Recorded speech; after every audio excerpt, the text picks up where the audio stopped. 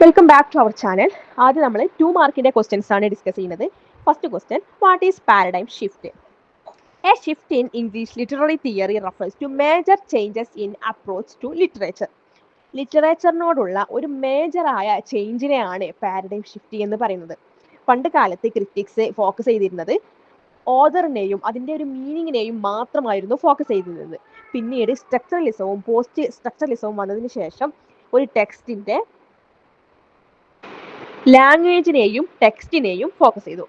അതായത് ടെക്സ്റ്റും ലാംഗ്വേജും പറഞ്ഞാൽ ആ ഒരു ടെക്സ്റ്റിൻ്റെ ലിറ്റററി ടെക്സ്റ്റിൻ്റെ അതിലുപയോഗിക്കുന്ന ഗ്രാമർ, സിമ്പിൾസ്, അതിൻ്റെ മൊത്തത്തിൽ കാണുന്ന ഒരു ഔട്ട്ലുക്കിനെ ഫോക്കസ് ചെയ്തു. പിന്നീട് മാർക്സിസവും ഫെമിനിസവും പോസ്റ്റ് കൊളോണിയലിസം ഒക്കെ വന്നതിന് ശേഷം ആ ഒരു ടെക്സ്റ്റ് ഇറക്കിയ സമയത്തുള്ള സാമൂഹികവുമായ ചരിത്രപരമായ സാഹചര്യങ്ങളൊക്കെ മുൻനിർത്തി ഓല് വിമർശിച്ചു. ഈ ഒരു മാറ്റത്തെയാണ് പാരഡൈം ഷിഫ്റ്റ് എന്ന് പറയുന്നത്.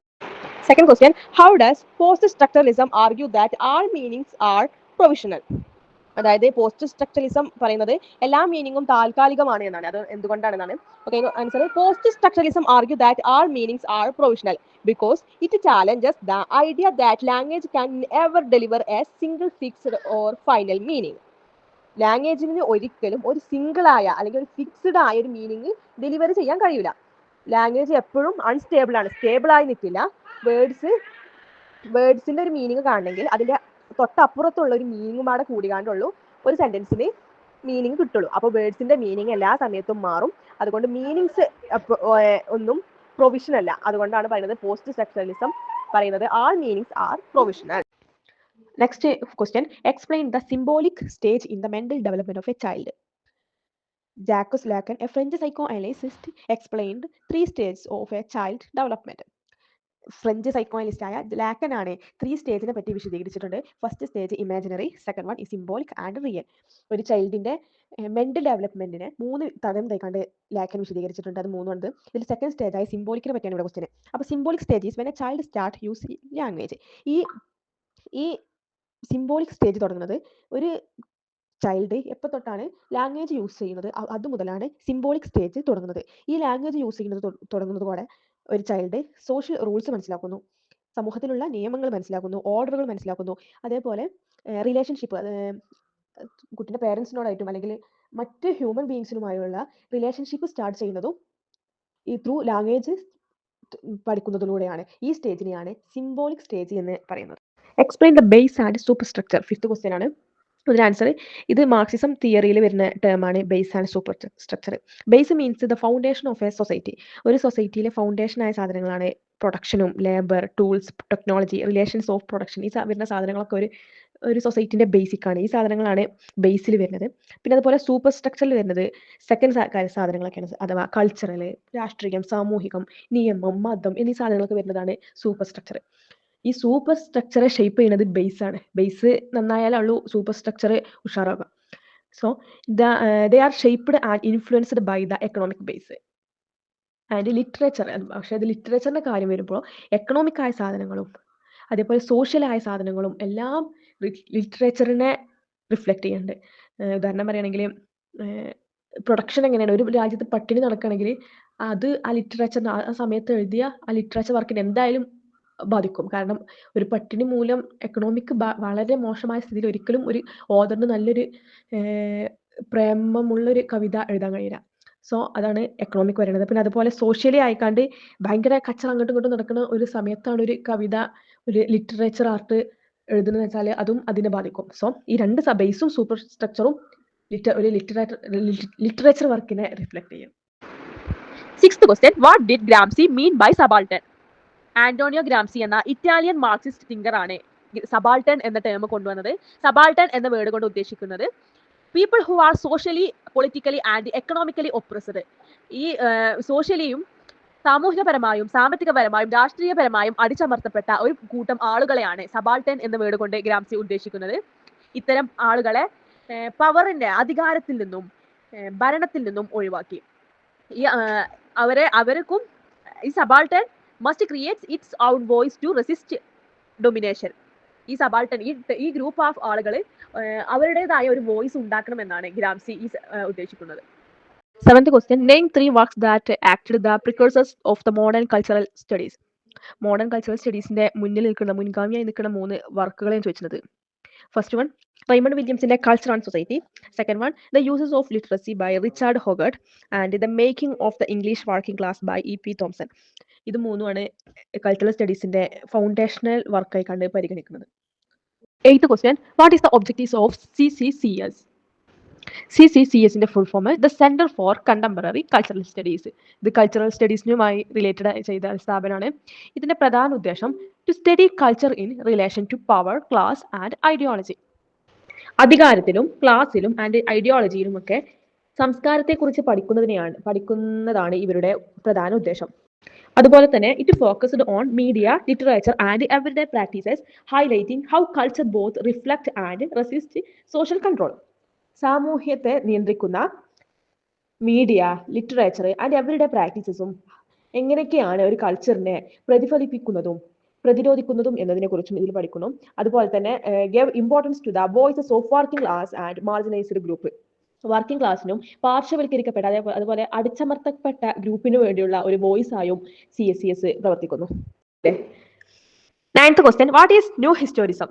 ന്യൂ ഹിസ്റ്റോറിസം ഇൻട്രൊഡ്യൂസ് ചെയ്തത് സ്റ്റീഫൻ ഗ്രീൻബെൽറ്റ് ആണ് 1980. It studies literature in relation to its historical and cultural context.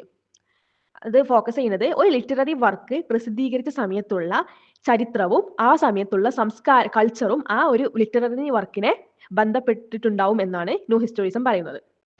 പിന്നെ അതുപോലെ തന്നെ it treats history not as fixed facts but as text shaped by power and ideology. New historicism പറയുന്നത് എന്താ വെച്ചാൽ history ഒരിക്കലും ഒരു fixed fact അല്ല എന്നാ പറയുന്നത്. കാരണം ആരുടെ കയ്യിലാണോ പവർ ഉള്ളത് അതിനനുസരിച്ച് ഹിസ്റ്ററി മാറും എന്നാണ് പറയുന്നത്. അതുപോലെ ആ പവർ ഉള്ള ആളുകൾ ഏത് തരം ഐഡിയോളജി ആണോ അവർ ഫോളോ ചെയ്യുന്നത് അതിനനുസരിച്ച് ഹിസ്റ്ററിയിൽ മാറ്റം ഉണ്ടാവും എന്നാണ് ന്യൂ ഹിസ്റ്റോറിസം വാദിക്കുന്നത്. അതുകൊണ്ട് തന്നെ literature and history are seen as Inter connected, each influencing the other. അതുകൊണ്ട് തന്നെ ലിറ്ററേച്ചറും ഹിസ്റ്ററിയും തമ്മിൽ ബന്ധമുണ്ട്, പരസ്പരം ഇത് ബന്ധപ്പെട്ട് കിടക്കുന്നു, അത് പരസ്പരം ഇൻഫ്ലുവൻസ് ചെയ്യുന്നുണ്ട് എന്നാണ് ന്യൂ ഹിസ്റ്റോറിസം പറയുന്നത്. 10th question distinguish between history and historiography. ഹിസ്റ്ററിയും ഹിസ്റ്റോറിയോഗ്രാഫിയും തമ്മിലുള്ള ഡിഫറൻസ് ആണ് ഈ ക്വസ്റ്റ്യനിലൂടെ ചോദിക്കുന്നത്. History refers to the actual past events and record on what happened. History എന്നതുകൊണ്ട് ഉദ്ദേശിക്കുന്നത് ഭൂതകാലത്ത് സംഭവിച്ച കാര്യങ്ങളും അതിന്റെ രേഖകളെയും സൂചിപ്പിക്കുന്നു. അതാണ് ഹിസ്റ്ററി എന്നതുകൊണ്ട് ഉദ്ദേശിക്കുന്നത്. എന്നാൽ ഹിസ്റ്റോഗ്രാഫി എന്നതുകൊണ്ട് ഉദ്ദേശിക്കുന്നത് how history is written including the methods and interpretation of historians. ചരിത്രകാരന്മാരുടെ ഇന്റർപ്രിട്ടേഷൻസ് എന്നാൽ വ്യാഖ്യാനം. ചരിത്രകാരന്മാരുടെ വ്യാഖ്യാനവും എങ്ങനെയാണ് ഏതൊക്കെ മെത്തേഡുകൾ ഉപയോഗിച്ചാണ് അവർ ഹിസ്റ്ററി എഴുതിയതും ഹൗ ഹിസ്റ്ററി ഈസ് റിട്ടൺ എങ്ങനെയാണ് എഴുതിയതും എന്നുള്ള സ്റ്റഡിയെയാണ് ഹിസ്റ്റോറിയോഗ്രാഫി എന്നുകൊണ്ട് ഉദ്ദേശിക്കുന്നത്. In short history is the past itself. History ഒരു പാസ്റ്റ് നടന്ന കാര്യങ്ങൾ മാത്രമാണ്. എന്നാൽ ഹിസ്റ്റോറിയോഗ്രാഫി എന്നത് is a writing and analysis of the past. ആ എഴുതിയ രീതിയെയും ആ എഴുത്തിനെയും കുറിച്ചുള്ള പഠനത്തെയാണ് ഹിസ്റ്റോറിയോഗ്രാഫി എന്നതുകൊണ്ട് ഉദ്ദേശിക്കുന്നത്. Next question what was the chief concern of first wave feminism? First wave feminism തുടങ്ങിയത് 19ാം നൂറ്റാണ്ടിന്റെ അവസാനത്തിലും 20ാം നൂറ്റാണ്ടിന്റെ ആദ്യ കാലത്തുമാണ് ഫസ്റ്റ് വേവ് ഫെമിനിസം ആക്റ്റീവ് ആയത്. ഇറ്റ്സ് മെയിൻലി അത് ഫൈറ്റ് ചെയ്തത് women's legal and political rights, വുമൻസിന്റെ നിയമപരമായും രാഷ്ട്രീയപരമായ അവകാശങ്ങൾക്ക് വേണ്ടിയാണ് അത് പ്രയത്നിച്ചത്. പിന്നെ it's chief concern was women's suffrage the right to vote. അതിന്റെ ചീഫ് കൺസേൺ ഏറ്റവും വലിയ ഉദ്ദേശം എന്ന് വെച്ചാൽ റൈറ്റ് ടു വോട്ട്, വോട്ടവകാശത്തിനുള്ള പ്രയത്നമായിരുന്നു. അതുപോലെ തന്നെ it's also fight improvements in property rights, education and basic legal equality. അന്നത്തെ കാലത്ത് സ്ത്രീകൾക്ക് പ്രോപ്പർട്ടിയിലൊന്നും അധികാരമില്ലായിരുന്നു.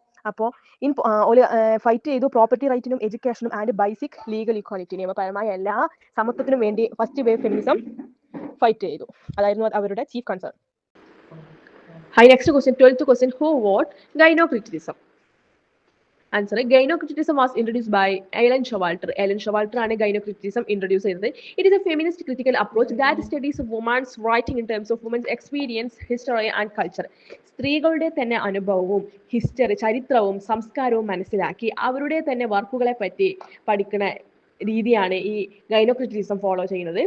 ആൻഡ് അൺലൈക്ക് മെയിൽ സെന്റേർഡ് ക്രിറ്റിസിസത്തിന് എതിരെയായിക്കാണ്ട് ഗൈനോക്രിറ്റിസം ഫോക്കസ് ചെയ്യുന്നത് female literary tradition and women's voice.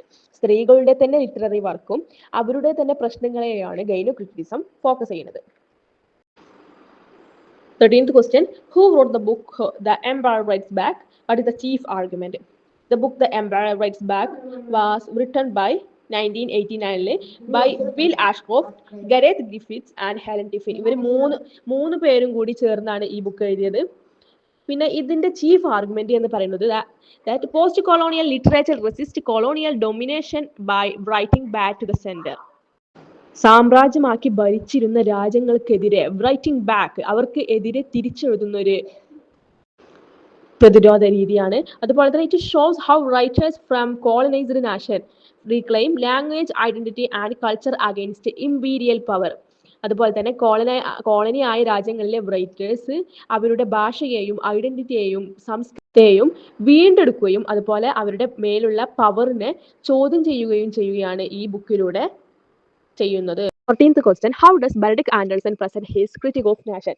Benedict ആൻഡേഴ്സന് എന്താണ് ഒരു രാജ്യത്തെക്കുറിച്ച് അയാൾ പറഞ്ഞത് നമ്മൾ ചോദിക്കുന്നത്. Okay, answer. Benedict Anderson in imagined communities argue that nation is an imagined community. Benedict Anderson അയാളുടെ ഇമാജിനഡ് കമ്മ്യൂണിറ്റിയിൽ 1953 ഇറക്കിയ ഇൻ ഇമാജിനഡ് കമ്മ്യൂണിറ്റീസ് എന്ന ബുക്കിൽ അയാൾ കമ്മ്യൂണിറ്റീനെ, ഒരു നാഷനെ ഒരു ഇമാജിനഡ് കമ്മ്യൂണിറ്റി ആയിട്ടാണ് വിശേഷിപ്പിക്കുന്നത്. അതായത് ഒരു സാങ്കല്പിക സമൂഹമായാണ് അയാൾ വിശേഷിപ്പിച്ചത്. അതുപോലെ തന്നെ people feel യൂണിറ്റഡ് through shared language, culture and media even without knowing each other. സമൂഹത്തിലെ ആളുകൾക്ക് അല്ലെങ്കിൽ രാജ്യത്തെ ആളുകൾക്ക് പരസ്പരം അറിയില്ലെങ്കിൽ കൂടി അവർ ഒരു ലാംഗ്വേജും കൾച്ചറും മീഡിയയും ഉപയോഗിച്ച് അവർ യൂണിറ്റ് ചെയ്യുന്നു, അല്ലെങ്കിൽ ഒരുമിച്ച് കൂടുന്നു എന്നാണ് പറയുന്നത്. പിന്നെ അതുപോലെ തന്നെ അയാൾ ഒരു nation has a historical and cultural construction not a natural or eternal reality. ഒരു രാജ്യം ഉണ്ടാവുന്നത് അതിൻ്റെ സംസ്കാരപരവും ചരിത്രപരമായ നിർമ്മിതിയിലൂടെയാണ് ഒരു രാജ്യം ഉണ്ടാവുന്നത്, അല്ലാതെ ഒരു രാജ്യം ഉണ്ടായത് ഒരു നാച്ചുറൽ ആയ തിങ് അല്ല. അതായത് പണ്ട് തൊട്ടേ ഉണ്ടായി വന്ന ഒരു ഇതല്ല രാജ്യം എന്നത് സാമൂഹികവും സാംസ്കാരികപരവും ചരിത്രപരവുമായി ഉണ്ടാക്കിയ ഒരു നിർമ്മിതിയാണ് ഒരു രാജ്യം എന്ന് പറയുന്നത്. അതാണ് അദ്ദേഹം അയാളുടെ ഇമാജിനഡ് കമ്മ്യൂണിറ്റി എന്നൊരു ബുക്കിലൂടെ പറയുന്നത്. What does Baudrillard called hyper reality? 15th question ആണ്. അപ്പോൾ ഈ ഹൈപ്പർ റിയാലിറ്റി എന്ന് പറയുന്നത് പോസ്റ്റ് സ്ട്രക്ചറലിസത്തിന്റെ ഭാഗമായി ഉരിഞ്ഞു വന്ന ആശയമാണ്. Baudrillard uses the term hyperreality to describe a state where reality and its representation become indistinguishable. എന്നുവെച്ചാൽ റിയാലിറ്റിയും അതിനെ പ്രതിനിധീകരിക്കുന്ന സാധനങ്ങൾ, അതായത് റിയലാണ് ഈ നടന്ന സാധനങ്ങളാണ് എന്ന് പറയുന്ന അതിനെ പ്രതിനിധീകരിക്കുന്ന ലൈക്ക് ഫോട്ടോസ് അല്ലെങ്കിൽ എന്തെങ്കിലും ആർട്ടിക്കിൾ, അതെല്ലാം വേർതിരിച്ച് അറിയാൻ കഴിയുന്നില്ല. അത് സത്യമാണോ അസത്യമാണോ എന്ന് തിരിച്ചറിയാൻ കഴിയുന്നില്ല എന്നാണ് പറയുന്നത്. അതുപോലെ തന്നെ in this condition science, images and media simulations replace reality itself. ചിഹ്നങ്ങൾ, ഇമേജസ്, മീഡിയ ഇവയെല്ലാം കൂടെ ചേർന്ന് റിയാലിറ്റിയെ മാറ്റി സ്ഥാപിക്കുന്നു അല്ലെങ്കിൽ റിയാലിറ്റിയെ വളച്ചൊടിക്കുന്നു എന്നാണ് പറയുന്നത്. അതുപോലെ people live in a world where the copy feels more real than the original. ജനങ്ങൾ ജീവിക്കുന്ന ഈ ഭൂമിയിൽ ഒരു സാധനത്തിന്റെ കോപ്പിയെ മോർ റിയലായി, ഒറിജിനലേക്കാൾ റിയലായി തോന്നിപ്പിക്കുന്നു എന്ന് പറയുന്നത്. നമുക്കിപ്പോൾ എല്ലാത്തിനും ബ്രാൻഡിന്റെ കോപ്പി നമുക്ക് ഒറിജിനലായി തോന്നുമല്ലോ, അതാണ് ഇവിടെ ഉദ്ദേശിക്കുന്നത്.